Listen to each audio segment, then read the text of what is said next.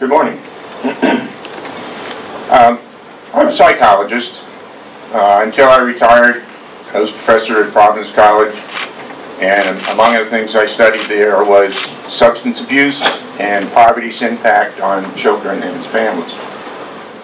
So I'm struck by the wisdom and the experience of all of those who have spoken before me this morning, because it underscores what 20 years, 30 years of very high-level research has shown about the impact of poverty on people's lives.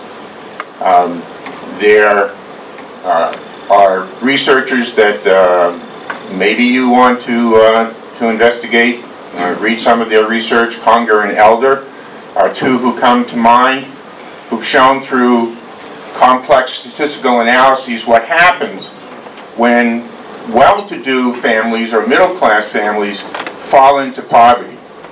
People tend to think of poverty as something that impacts on minority families, particularly African-American families. And some people will tell you, rightly, that a lot of the problems that we see in various kinds of families, various kinds of constellations, is the result of their being in poverty for generations and generations.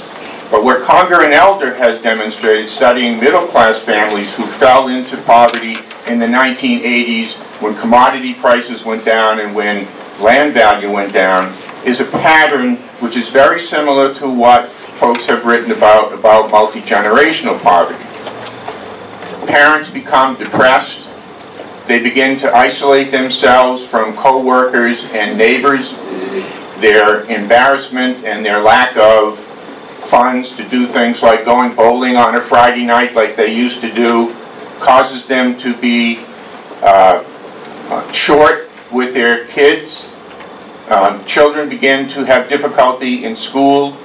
Young women in these families show high levels of depression. Young men show high levels of acting out. Same kind of thing that we see in the paper that some people who are enlightened know to be the consequence of poverty and not something endemic to a person's genetic makeup. So I want you to really reflect. I would ask you to really reflect on the wisdom and the experience of people that you have heard here today.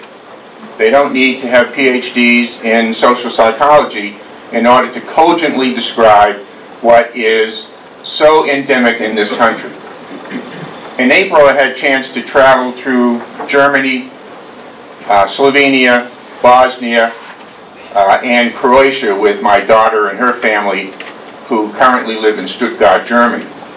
And I went there with the high expectation of a grand time with my grandkids, who, although they're very smart, spend too much time swimming in the very cold Adriatic Ocean at sea, in my opinion.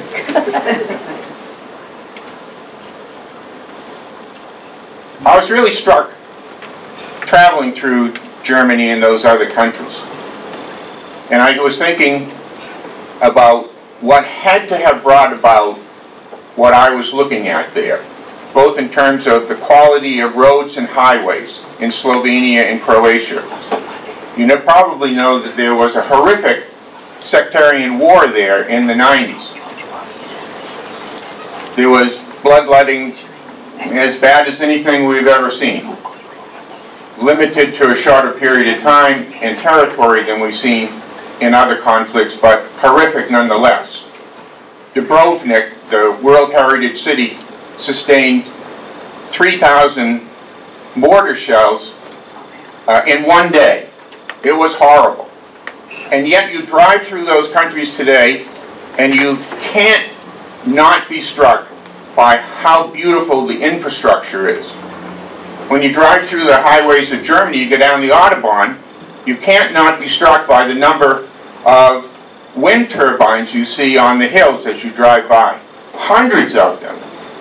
When I talked with my son-in-law about this and about his home, he said, by regulation, every home in Germany has to have a high efficiency furnace.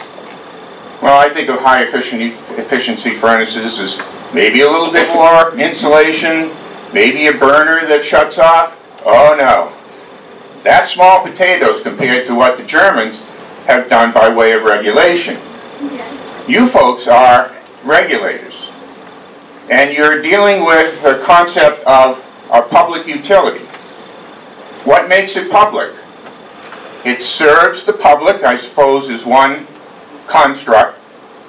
It also has a regulated construct to it. You're the folks who do the regulation. And so in that sense it's public. But as it has been pointed out here, Mayor Fung, I think, made some very good observations about the point that I'm going to make. It's public because it's a publicly traded company. It's a stock company.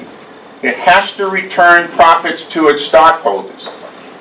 So it turns back $5 billion in profit, or some of that, to its stockholders. But then, as the mayor pointed out, it ended up with more money. What are we going to do with all this extra money? Well, let's increase the size of the dividend. Let's turn even more money back to these stockholders.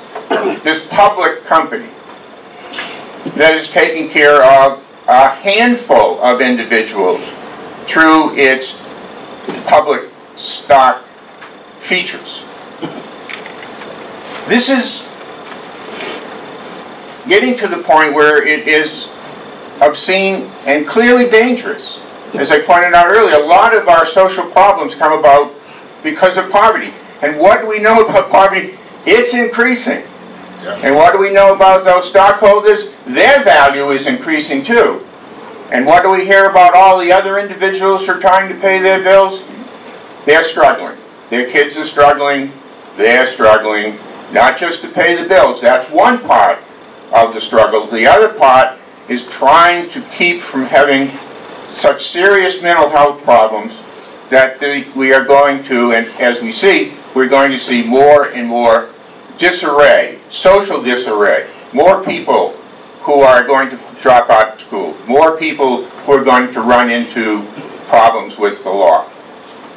We have to think about this as a public stock company, not just a public utility. And that public stock aspect is where the pressure comes from largely for these huge rate increases. The stockholders, with their rapacious capitalism, are sitting there saying, get us more.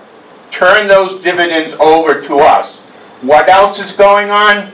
Turn on CNBC and watch the cynics who say that what's happening to the middle class is just their own damn fault.